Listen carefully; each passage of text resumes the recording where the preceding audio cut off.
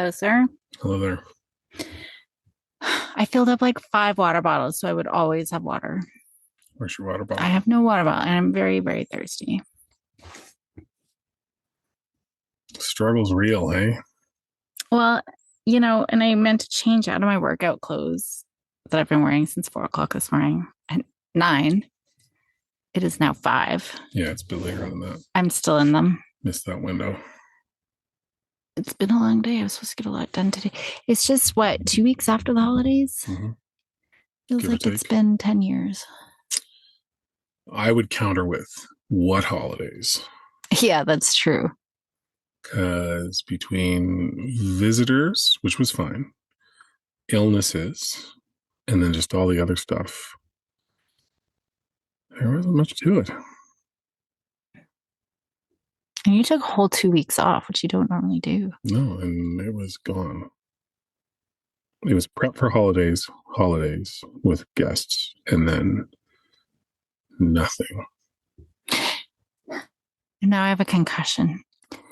And everything's Not because of the holidays. so much. No, because of my birthday, maybe. Just everything's so much slower and harder. And And as you get older, that's happening anyway. So adding a concussion in the mix isn't good. like my task for 10 to 11 o'clock is still being done until 5 o'clock. That's fair. And I'm still barely done. But you know what? You're pushing ahead. Yeah. Pushing ahead. I suppose I am. So, It's happening. not much. Any news in the world? I'm going to the States soon. Anything I need to be aware No, of? everything's great in the States. Oh, perfect. Yep. They're making friends. They're being progressive. It's going super well. I would say that Is that why the Californian that I was talking to yesterday, who's apologizing every other sentence? I don't know why he was apologizing. All I know is that things are awesome. Everybody loves everybody. And there's nothing to see here. All right. Moving right along. Moving right along. Yeah, no, it's great stuff. Could we be tagged for saying anything different? Tagged in what way? I don't know. Like on a list? Red flag? Yeah, something. I don't know, but I guarantee I'm erasing all my texts before I fly to the States because I have friends that are not smart. Yeah. So I don't need extra attention from anybody. True. So you are coming to Chicago with me? Who knows? If we'll see. If you don't come, yeah, are you allowing Willow to still come with me? Yeah. Or should I just go on my own? Yeah, whatever. Okay. I fear for my own safety, not my children's. No, I'm kidding. I don't know. I don't know what the plan is. It all comes down to, for me, it's an interesting situation. It is what it is. I really want to check out Chicago because I've heard amazing things about it. But if our other child elects not to go, perhaps I just hang with her for the weekend.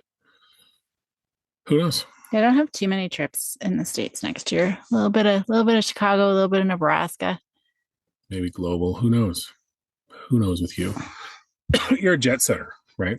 Yeah. You must have like the smallest bio of anyone on LinkedIn. It's like Professor Dr. Captain Caroline Dozenko, jet setter / baller. Is that how it is? No, it's like Yoda of anxiety. Yoda of anxiety. Something like that. So you talk weird? You're the one who did help me come up with that. Might be time for a refresh. Well, all is. I don't know. Oh my God. Please do more Yoda impressions, please. My brain can't. No, don't blame your brain. I don't know if I can come up quick enough with anything. You committed to it. Concussed you is. So you were kind of touching on a bit of a topic earlier in our little blurb here. Hey, can I just throw out something? Please. I would love it. Can you start with the garage? Some things. Hey, I picked up on that like faster than usual. I didn't even have to wait for processing. Yeah, no. Oh. A lot of, because I'm learning Spanish, and a lot of Spanish is like that.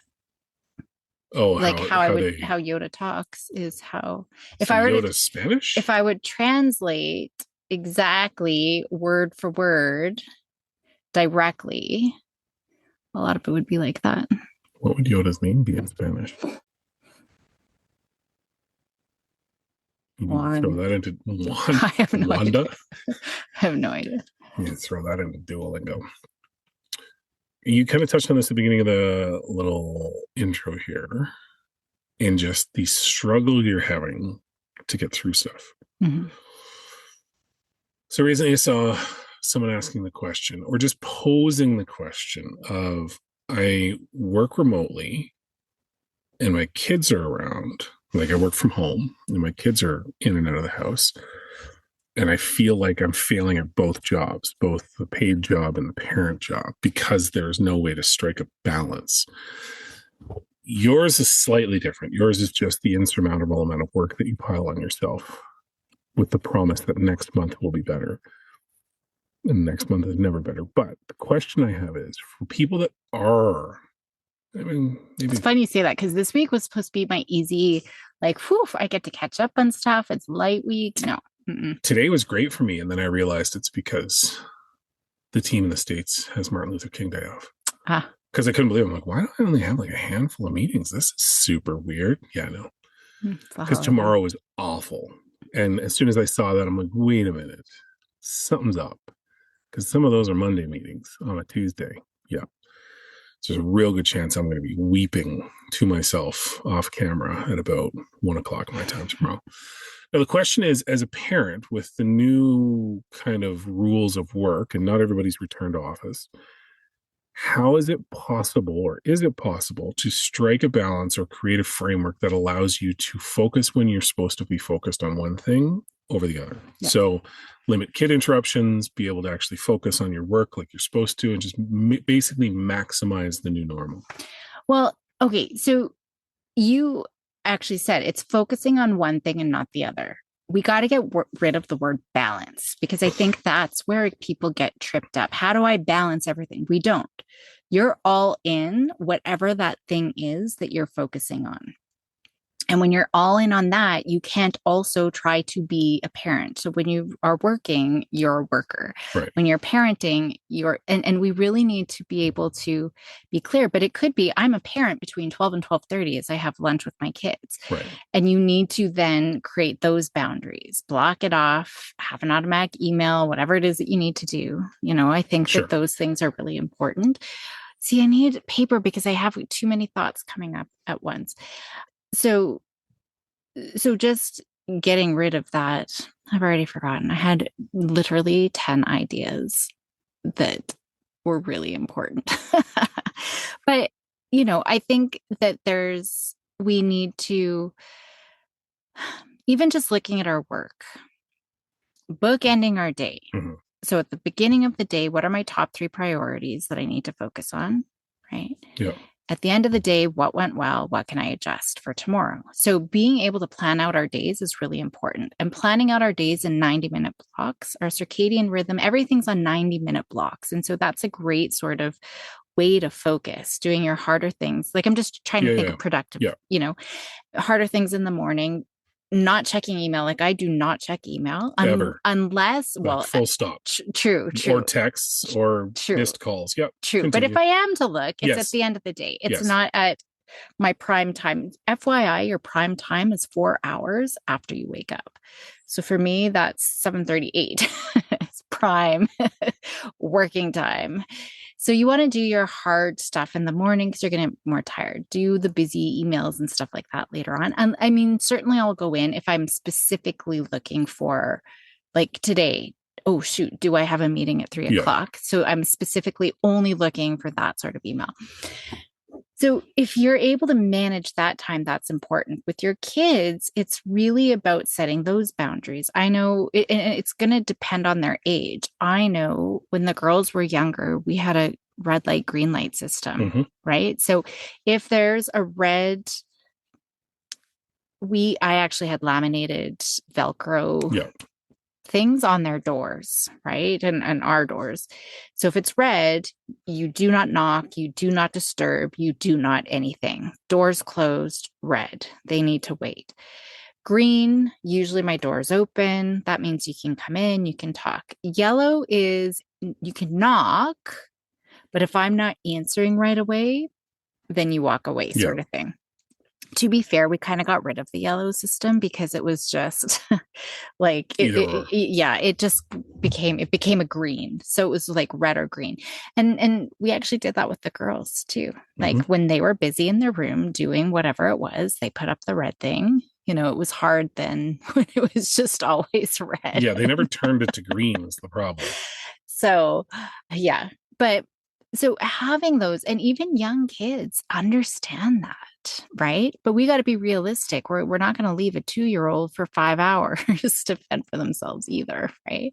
Is that not resilience? Well, or is that abuse? Hey man. Yeah, I don't know. If there's but I mean, if there's another adult, then absolutely, there's no reason why. But I'm just saying, right? But you're probably not having a 2-year-old as you're working full time, you know, while they're trying to busy manage themselves. But and setting them up, like we really, and yes, it's a lot of front loading work. I will say it is a lot of work I mean, one of our whole living room walls was a shelf of craft supplies and books and puzzles and all sorts of things that the kids could do, yarn, crocheting, like they could do, because we don't have screens. We never had screens. Yeah. And so there was lots of opportunities to do things and find their own stuff to do. Most of the time they were just making up their own. You know what they actually loved was just, well, you remember for like a year, we just had in our archway between rooms, a pirate ship. Oh my God. Oh my God. Cardboard box. I literally blocked that out of my memory. Yeah. Yeah. Do you remember that? Well, I do, unfortunately, yes. It was massive and ugly and immovable because if I tried to, there were shrieks from 3 girls in the house not to touch it. It was fantastic, though. So they took all the boxes and made this huge pirate ship set, but it had different bedrooms. Like it was huge. It literally took up our entire archway between 2 rooms.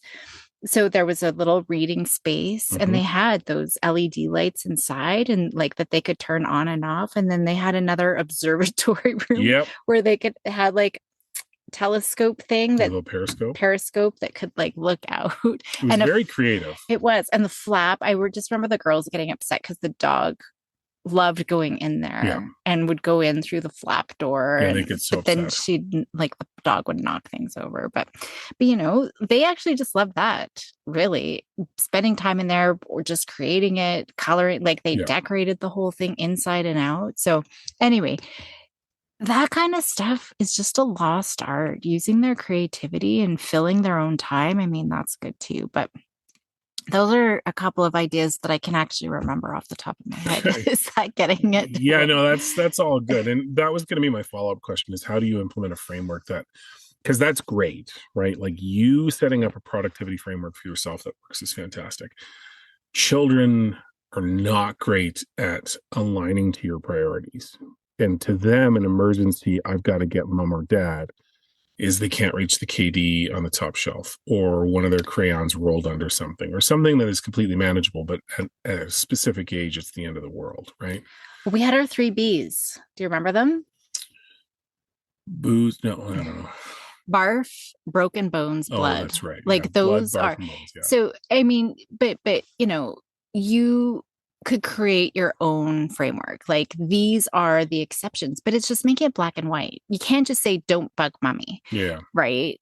You really, well, and then they're going to bug because you're not telling them what they do need to do. Right. Yeah. So if you're bored, these are things you could do, like in creating that plan together with kids, but these are the exceptions and something very concrete that they can actually. And yeah.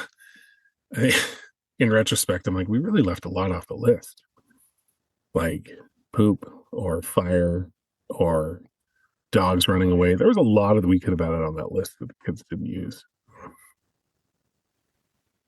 Well, Well, I just think about like as they got older, from a young age, they knew, like I think from 7 or 8, they knew how to handle fires and well, dogs, they would just not say Dogs, yeah, anything. they would just ignore that and make it our problem But later. even like plumbing issues and well, Willow, anyways. I don't know so much about Maya, but Well, Willow had a healthy fear of plumbing from an early age.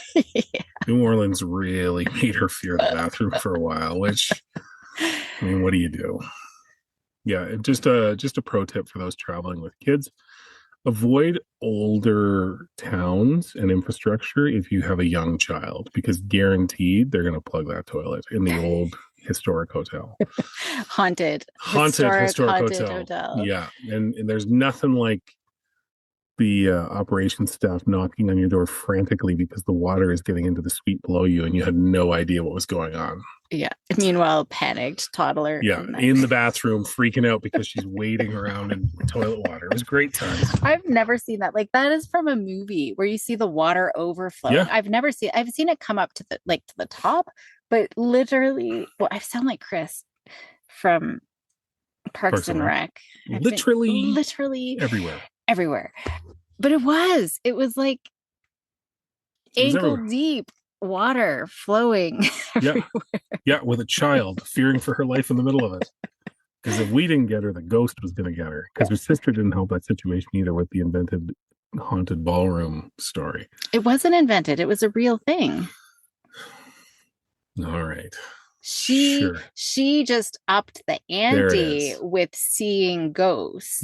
Yeah. And hearing weird noises. Our little 5 or 6-year-old child, however old she was at the time, was not dealing with that well, the prospect of sleeping above ghosts. Yeah. Okay, so I think that all makes sense. I'm wondering, is there any aspect to it that, and I guess it's more business dependent, but is there anything in terms of the parent side and the organizational piece that they should look to address with their teams or with their companies, or is it just kind of, I don't know? Meaning, so you're setting up a framework with the kids. You can do these things. You kind of alluded to it with the whole, I'm a parent from 12 to 12:30 to have, lunch with my kid. What is an acceptable framework to establish with companies to make sure that it's not balance, but it's boundaries, right? So how do you try and balance that piece or establish that piece? I mean, we need to look at just every organization. I can't mandate or anything. So it's working. What I want you to do is just a straight up, Dr. Caroline Bazenko says that everybody needs to do this and just see what happens. For our own mental health. I mean, even just looking at basic things. You should be standing up and walking around every hour for at least 2 minutes, right? Mm-hmm. You should be having those breaks. We know your productivity is going to plummet. Every 90 minutes, you should be having a break, really, because and I don't, and I'm not taking that advice. But I do see my productivity suffer. Yeah. Right. So you should be doing those. You absolutely must be taking a lunch, right? Whether it's half an hour or an hour. Those are just things. And that would be the argument. I'm not a productive worker. I'm not able to do my best work if we are just pounding out hours after hours without taking those breaks. You're actually going to be, there's a book called The 4-Hour Work Week, Joe Sanek, and he... Wasn't the 4-Hour Work Week Tim Ferriss? Oh, yeah. His was the 4-Hour Work Week. Sorry, Tim Ferriss. Joe Sanek wrote 4-Day Work Week, I think, or something like that. Yeah, okay. Yeah, I'm mixing up the titles. But I mean, he's done a lot of research just talking about how we really should only be working 4 days a week because for productivity purposes, we're actually getting more done in that time. Didn't Norway implement that? And they're kind of killing it right now? I think so. Like their 4-day work week is working really well. But yeah. So if you actually bring in research to show and like these are part of and I don't know if you can make demands. I have no idea. Yeah, I think it depends but on the just situation. Looking at our teams and productivity, or this is what we need, bringing that in. If you're neurodivergent, bring in, like, I think a lot of people do worry about stigma and not setting themselves apart, but you're just struggling. So, I mean, those are the biggest things, is what's actually going to be helpful. I have a colleague who has 2 little twins at home, And she's very clear. I can only be here for half an hour. My twins are sleeping, right? I mean, we do have that atmosphere, like that flexibility, right? We don't have, you must be at your desk from 8 till 5 every single day. So we do have flexibility, and we know, okay, you've got, even today, someone had to leave. She's got an aging mom that she had to take her to, the doctors, but we know that she's going to be making that up. This is more, I think this is more, just to summarize, is more directed at outcome-based jobs as opposed to rigid framework jobs, right? Like, if to talk to the flexibility, if you're in a company that they don't care how you do it, as long as you get stuff done, that's likely where you're going to be able to set up the framework with your company to better support the lifestyle you want. If you work in an assembly line, real good chance they're going to have some pretty rigid parameters, right? And that goes for some outbound kind of in-home jobs. A lot of times they've got trackers and all this sort of stuff to make sure you're doing what you need to do. So I think it's just important to, understand the environment you're in and make sure it aligns with what you want to do. In which case, if you have younger kids at home, maybe you need to get a nanny or childcare or something. Like, maybe it's just not feasible. And that's a possibility too, right? If you're really struggling and you're failing everything, then maybe you just got to look at the whole system, and is that arrangement even working? Well, and I think that's the important point, right? Because when the question that was posed was based around feeling like a failure at both jobs, right, as a parent and as a worker. So I think it really comes down to understanding what it is you're able to accomplish, and does the current arrangement actually support that, right? Because obviously the kids are going to be the priority. Or not. Yeah. I just want to say maybe that's not the priority. Yeah, no, that's a fair point, right? If your priority at that stage of your life is your job, and then that means you've got to figure out how to make sure that you're still attending to the kids in a way that gets them what they need while you can still focus on it. But it really does come down to understanding what it is you're trying to do, whether the current setup aligns to that, and if not, what accommodations or adjustments can you make to get it there?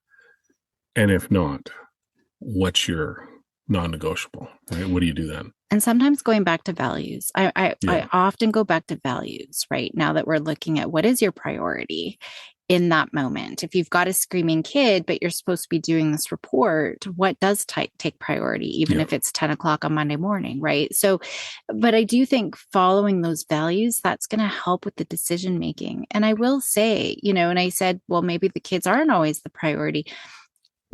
I was in grad school for both of my children, my master's with my first and my PhD for my second. And I love, like, when I could do my papers, my research, those types of things, and I had flexibility, I loved having them next to me as babies, just on their mat, playing with their stuff. I would get sad though. I remember the first time Maya hit a toy and it started to dance and jingle and she's laughing, but I missed it. And then now I'm watching her and she's not doing it. And I look back at my computer and then she does it again. And like that became distracting, but I could balance that and have that. But then there were times where grandma just had to take her. Grandma had to come because I really was down in the grind, and that became the priority. Yeah.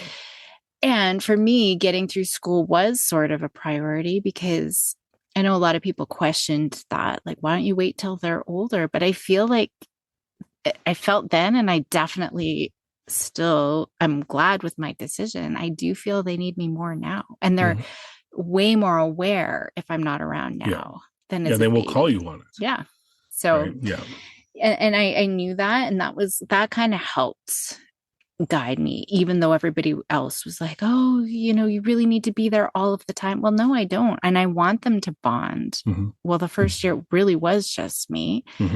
And that was tough for everybody. And so I wanted them to have all of these relationships. And, even in Indigenous cultures and hunter-gatherer societies, it's not like, if you go and watch all the journalists and researchers, they're like, I don't know, it took me a long time to figure out who mom was because the kids would run to all of these different adults. They had so many important people in their lives. So the communal approach, right? Yeah.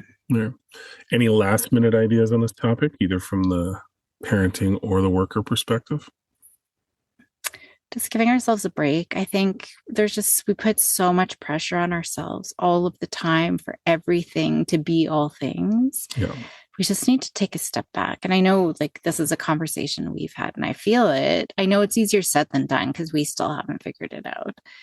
No, we have it all figured out. That's why we're doling out advice. You're really not helping the brand when you say stuff like that. Listen, listener, don't listen to my wife. Listen to me now. We know everything and we've got it all sorted and everything is amazing. I have the answers. And I know how to get there. We do know everything and we do know how to get there. We just have not implemented it very successfully yet. Well, and I think it's all like, I mean, well, even recording this has been a challenge, right? Like we've known for ages that we're running low and we've got podcasts we want to do. And just every single night there seems to be something, or every chance you have, it's filled with something. So when you have those rare moments of, I got 3 hours, your first instinct isn't, I'd really like to lock myself in a room and talk on a microphone. It's, I just want to sit and stare at the wall and let my brain reset. And I think it was funny. I was talking about this with a friend at lunch today, and that was exactly it. And it was funny because he called out, he's like, well, you guys got the perfect room for that. That front room of yours is just sit and stare at the wall room. I'm like, yeah, that's why we designed it that way. But I think that's more important as well. I think that would be the one piece I would say is there's the framework of work, there's the framework of parenting, but there's always also the framework of just nothing, right? You have to build pockets of nothing into your day. And I mean, no TV, no cell phone, no music. Like, I keep coming back to the video of the guy that I watched from Harvard that was basically about, you have to reclaim your ability to be bored. Yeah. Right? You have to be able to sit there and not reach for something to entertain yourself with and figure out how to entertain yourself by being just alone with yourself. Yeah. And I think that'll go a long way as well. And I've tried to practice it. Again, don't know that I'm successful all the time, but I do now more than ever just sit there and let whatever random thought in my brain take over and just go from there. Well, every chance we get, we try to go to that front. But even yesterday, we had a few hours, but I was up. I never finished a full page of reading. Well, we had a sourdough emergency. Like there was a lot of, I was there for it. Like I was there as your support animal. And it was like, yeah, you got to figure this out. I will say our morning walks are probably the good time. We talk a little bit. We just reset. But we don't really talk a lot. Some days, like today, we had a lot to say, but most of the time we just sit, we watch the stars because it's still pitch dark. Black. But just be, although you grumble about the dog. We'll grumble about the dogs. But even the grumbling about the dogs, it's just her being an idiot because listen, for anybody that doesn't have a dog, there's nothing more annoying than not being able to walk more than 2 steps before one of them swerves and stops in front of you to smell who knows what. That's when I grumble. And when you have 3 going different directions and wrapping each other up in their leashes. There's no better illustration of how bad we are at life than those 3 dogs on a walk. Like that, it just encapsulates everything we don't do well. Fun fact. Yeah. Do you know what one of the most important things of a healthy relationship is? Being able to be with each other and not say anything? I don't know. Close. Shared routines. And that's what that walk has become for us. Because every day we're up at the same time. Maybe not so much on the weekends. But we do the exact same thing at the exact same time together every single day. So that is an important thing because it does reinforce the closeness of us, just us doing our thing together with no expectation of anything else. So look at us. Nice. See? We kind of have a shared bedtime routine, although children and dogs sometimes will interfere. Yeah, we got a lot of blockers in this house for a long time. This is one. But we're not consistent with the time and date. Well, that's it, right? So this is fun when it happens, but it's not like the dogs are every day. Yeah. Every day, right? And so it's finding those small processes. And that kind of feeds into the bigger topic, right? There's repetitive acts that if you ensure are there, go a long way in just resetting stuff and helping you frame stuff. So there you go. Nice. Get a dog. We've got 3. Happy to share. Mm-hmm. Good day. Good day to you.